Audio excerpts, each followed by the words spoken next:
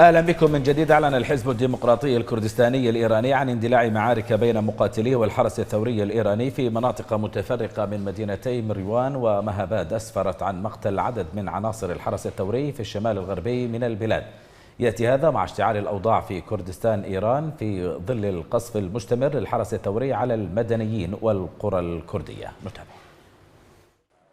تترقب إيران بحذر وضع الأكراد الذين لا ينفصلون عن واقع أبناء جلدتهم الحالمين بكردستان الكبرى التي تشمل في جغرافيتها المحتملة شمال شرق إيران، حيث يمتد ويتركز الشعب الكردي.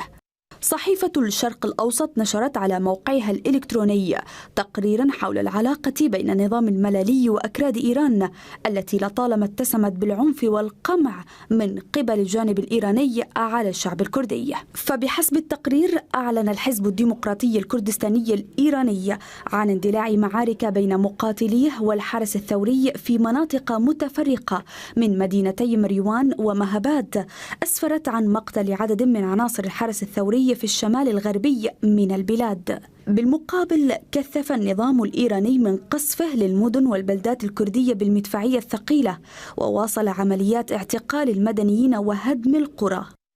القيادي في الحزب الديمقراطي الكردستاني كاهو بهرامي أوضح أن كمينا نصبه الحرس الثوري تعرض له مقاتلو الحزب في منطقة صولاو التابعة لمدينة مروان، وعلى إثرها اندلعت اشتباكات أخرى استمرت لساعتين وأسفرت عن مقتل أحد مقاتلي الحزب، فيما تمكن الباقون من الخروج من الكمين سالمين. المناطق الواقعة في أطراف مدينة مهاباد والمتمثلة بمناطق باندومان وبنجردان وحسنجب وبنغوين هي المناطق التي تشهد شبهات اقتتال مشتعلة بين الطرفين بحسب بهرامي. خسائر الحرس الثوري الإيراني خلال معارك اليومين الماضيين تمثلت بحسب شهود عيان في العدة والعدد، مؤكدين أن عددا من سيارات الإسعاف باشرت بنقل قتلى الحرس الثوري إلى مستشفيات المدينة. فالأخبار الواردة من هناك تشير إلى أن الحرس الثوري الإيراني حول مناطق كردستان ومدنها لمناطق عسكرية بحتة، مكثفا من وجود قواته وأسلحته الثقيلة في تلك المناطق، خصوصا في منطقة كوسلان الجبلية ومدينة سردشت وكل المناطق الاستراتيجية الأخرى. الحزب الديمقراطي الكردي يعد أقدم الأحزاب السياسية المعارضة في إيران، وكانت المخابرات الإيرانية استهدفت قادته في سلسلة اغتيالات كان أبرزهم عبد الرحمن قاسملو الذي اغتيل في فيينا. وحتى يومنا هذا لا يوجد غير الشد والجذب بين الحكومة الإيرانية وبين أكراد إيران، إلا أن خبراء ومراقبون يرون في عودة نشاط الحزب مرة أخرى وفي هذا التوقيت بالذات عامل ضغط جديد على القوات الإيرانية في الحدود الغربية التي شهدت توترا كبيرا على مدى العقود الماضية. أناقش هذا الملف مع ضيوفي الدكتور حسن هاشميان الخبير في الشأن الإيراني ضيفي من واشنطن. مساء الخير دكتور حسن. وأيضا الأستاذ محمود الأحوازي الكاتب والمحلل السياسي ضيفي من لندن. أهلا بك سيد محمود. أبدأ معك دكتور حسن هاشميان. معارك بين الأكراد والحرس الثوري في إيران، هناك قتلى، لكن إلى متى؟ يعني دائما يحدث في إيران هذه الأمور، لكن لا تتعدى أسابيع، يعني تعد على اليد الواحدة ربما. هذه المرة مختلف أم ماذا؟ نعم، تحية لكم والأستاذ محمود ومشاهدي أورينت. أعتقد هذه المرة لو رأينا إلى الخارطة، العملية الآن تكون في قلب عاصمة كردستان مهاباد، وتعرفون أن مدينة مهاباد لها رمزية خاصة للأكراد، وهي تعتبر العاصمة لهم وهي النبض المتحرك لهم.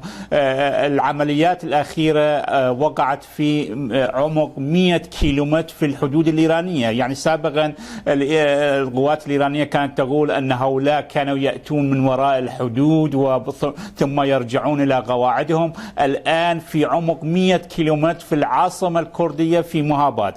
سابقا هناك حدثت بعض الأحداث مثلا في شمال غرب في أشنوبية وفي جنوب غرب في سردش، والآن في مروان. هذا معناه أن أن هناك تحرك جدا واسع للأكراد في هذه المنطقة. يعني سياسة إيران التي كانت تدعم أكراد تركيا وتدعم أكراد سوريا وثم تأتي بإعدام الأكراد الإيرانيين، الآن تواجه بهذه الطريقة. أنا أعتقد أن الأكراد أخذوا خيارهم. صحيح. هذا النظام لا يمكن أن يتم إصلاحه. من هذا المنطلق يواجهون هذا النظام بالسلاح. على هذه النقطة بالذات سأتيك إلى سؤال، لكن قبل ذلك كذب الأستاذ محمود الأحوازي.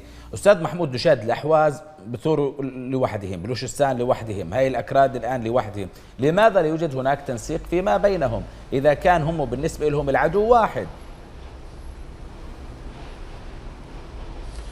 تحياتي بداية لكم ولمشاهديكم الكرام وللأستاذ الأخ الصديق الأحوازي الأستاذ الهاشمي.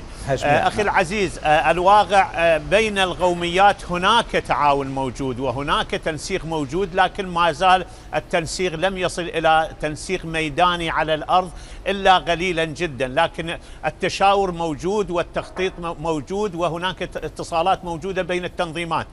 ليس في كردستان، ليس في الحزب الديمقراطي وحده اللي موجود، هناك قوة أخرى موجودة، قوة تحررية كردية مثل كوملا موجود بالساحة وسيدخل بالساحة ما دام دخل الحزب الديمقراطي الكردستاني، وهناك فرع البي كي كي اللي موجود في إيران أيضا وهو حامل السلاح منذ فترة طويلة ولم يوقف السلاح ضد النظام الفترة الأخيرة اللي جمد فيها الحزب الديمقراطي حمل السلاح.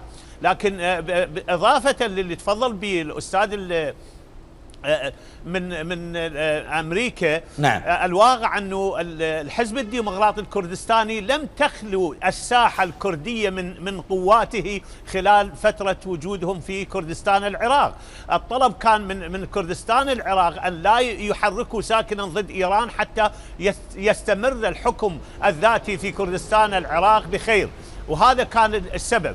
الآن هم تحركوا وانتقلوا إلى أراضيهم بعدما حصلت بعض الإشكاليات هناك، وحملوا السلاح وهددوا النظام أنه إن لم يلبي مطالبنا سنستفيد من السلاح، وهذا السبب انتقلنا به. بلوشستان مثل ما تفضلت موجودة، الأحواز نعم فيها أيضا أعمال عسكرية وأعمال تفجيرية موجودة. طيب. وأعمال سياسية وشعبية جماهيرية موجودة، والآذريين أيضا موجودين. إذن هذا التنسيق سيحصل إن شاء الله، حتما سيحصل، والقوميات هذه الأربعة خصوصا مع التركمان يشكلون 72% من نفوس إيران. طيب دكتور حسن، لكن هناك سؤال أهم. طيب إذا بنلاحظ أنه الولايات المتحدة الأمريكية علاقتها الآن السياسة الخارجية بين أمريكا وإيران طيبة، يعني كل من أمريكا وإيران يغازل بعضه الآخر، لكن بالمقابل أمريكا هي من تدعم القوات الكردية سواء بتركيا سواء بالعراق سواء بسوريا. هل من الممكن أن يكون هناك دعم أمريكي لهذه القوات الكردية في إيران؟ يعني أول يجب علينا أن نعرف أن الأكراد وحتى الأهوازيين وحتى البلوش والآزريين والآخرين خذوا طريق سلمي لمواجهة النظام الإيراني، ولكن النظام الإيراني واجههم بالسجون والتعذيب والغامع والبطش والسلاح. من هذا المنطلق الآن الأكراد يرجعوا إلى السلاح مرة ثانية بعدما قالوا أنهم يطالبوا بالفيدرالية، وقبلها كانوا يقولون بالحكم الذاتي، ولديهم شعار جدا معروف حول الحكم الذاتي لكردستان والديمقراطية لإيران. قبل أيام في 15 هذا الشهر كان هناك مؤتمر جدا مهم جمع العرب والأكراد والآزريين وجميع القوميات في واشنطن، ونحن كنا حاضرين في هذا المؤتمر، وأعتقد هناك سيكون دعم من الولايات المتحدة لهذه التحركات السلمية. من هذا المنطلق أنا أعتقد أن ما تقوم به القوميات في داخل إيران هي أولا تحرك سلمي، وهناك خطط دبلوماسية وخطط سياسية، ولكن عندما يقوم النظام ببطش مثلا هذه الأحداث التي الآن تجري في كردستان، النظام الإيراني قام بقصف مدفعي وأيضا قصف مروحي من خلال المروحيات. أيضا في الأيام الأخيرة رأينا حكومة حسن روحاني غيرت بعض المحافظين في المحافظات الإيرانية إيرانية، مثلا خراسان الشمالي وخراسان الجنوبي، الأحواز، كردستان، مناطق أخرى. المحافظين الجدد كلهم محافظين أمنيين، يعني ينظرون إلى القوميات بنظرة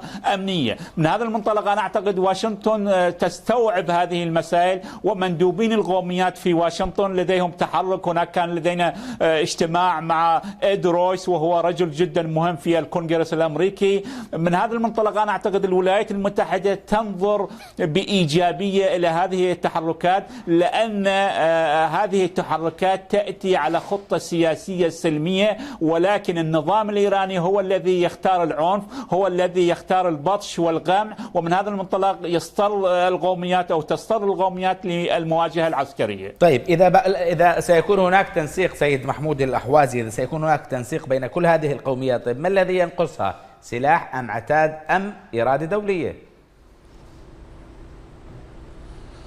لا طبعا نقطتين مهمتين في هذا السؤال الواقع. الإرادة الدولية لم تتطابق حتى الآن مع إرادة الشعوب، والذي تفضل به الأستاذ حسن حول أنه الحراك سلمي، الواقع أن الحراك اللي موجود لدى القوميات معظمه هو حراك تحرري للخلاص الوطني بشكل نهائي، خصوصا في الأحواز. لكن هذا لا يعني أنه الأحوازيين حملوا السلاح من أجل هذا الهدف، بل من أجل أن النظام رفض، نعم مثل ما تفضل الهاشمي، رفض أي تعاون مع القوميات لمناقشة حق تقرير المصير. وفيما يخص التعاون بينهم بالتأكيد أنا برأيي المتواضع يمكن بالمستقبل ليس البعيد سيحصل تعاون بين تسليحهم لبعضهم البعض. يعني ممكن أن يكون هناك دولة داعمة لكل هذه القوميات داخل إيران، دولة كبرى؟ لا توجد حتى الآن أي دولة تسند هذه التحركات للشعوب في داخل إيران على الإطلاق، لكن الشعوب هي بينها سيحصل تعاون وسيحصل تدريب وسيحصل نقل سلاح من منطقة إلى منطقة، والحدود مفتوحة بين القوميات، البلوش على جوار العرب والعرب على جوار الأكراد والأكراد على جوار الآذريين. فهذا كلش محتمل، لكن الدول الكبرى والدول الإقليمية على الإطلاق لم تنتقل خطوة واحدة باتجاه التعاون الفعلي مع القوميات في داخل إيران. ماشي دكتور حسن، هناك يعني تم حديث أو تسريبات أنه خامنئي مات، صح خطأ؟ وأيضا فيما لو تم تأكيد هذه الرواية، بالتالي هل ستنعكس إيجابي على الأحواز، على البلوشستان، على الأكراد، على الجميع في إيران؟ مزبوط؟ نعم نحن نتمنى ذلك، ولكن هذا الخبر غير صحيح، لأن قبل يوم كان له حديث علي خامنئي وتحدث بأنه يحارب التكفيريين وداعش، وصنعوا داعش من أجل محاربة النظام الولي الفقيه، بما أن معروف أن داعش منه اللي يمول داعش ومنه جاء بداعش، هذا القصة معروفة. ولكن يعني موت علي خامنئي سيكون له تأثير جدا قوي في داخل إيران، ستكون زلزال سياسي في داخل إيران وله تأثيرات إيجابية على القوميات. شكرا لك دكتور حسن هاشميان الخبير في الشأن الإيراني ضيفي من واشنطن ومن لندن. شكرا لك ضيفي الأستاذ محمود الأحوازي الكاتب محلل السياسي. ألقاكم غدا أيها الأفاضل، دمتم بخير، رمضان كريم.